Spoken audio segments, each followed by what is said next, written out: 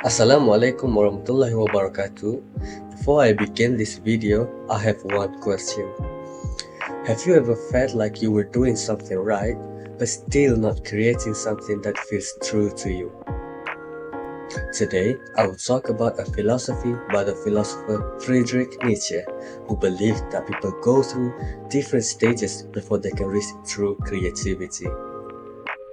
This idea is useful for anyone who wants to create something original, whether it's art, music, writing, or even living your life in your own way.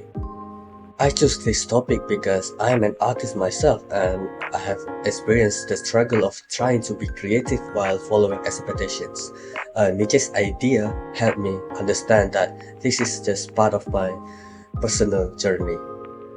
So, in this presentation, I'll explain two of Nietzsche's stages. The first one is the camel, which carries heavy duties, and then the child, which creates freely and honestly.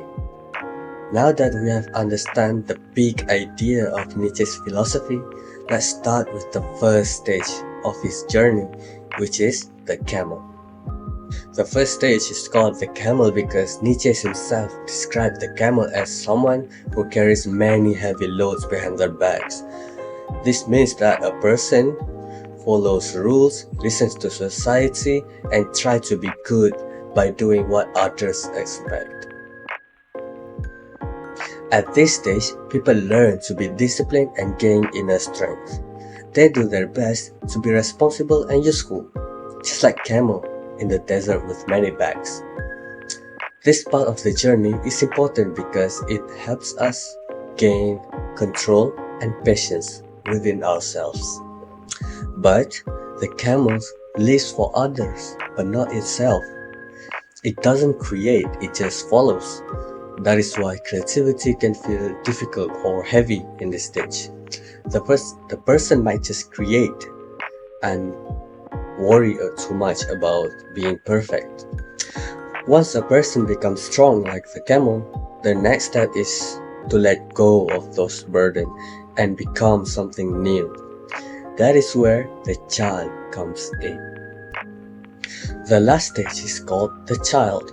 Nietzsche says that only when we become like a child, we can reach true creativity.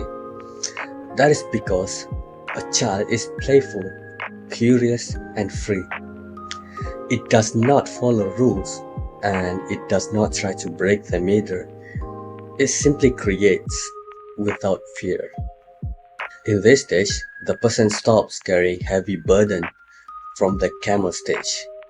They stop trying to prove something.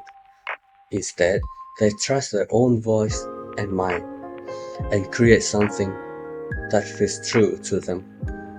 Just like a child draws or sings for fun, the person now creates something from joy rather than pressure. This is where true creativity begins. When we stop obeying or worrying about what we create, but instead we start imagining. The child is not weak, the child is strong because it can create something new. Now that we have come to the end of the presentation, I would like to leave you with a final thought on Nietzsche's idea of creativity. We have looked at two important stages of the philosophy, which is the camel and the child.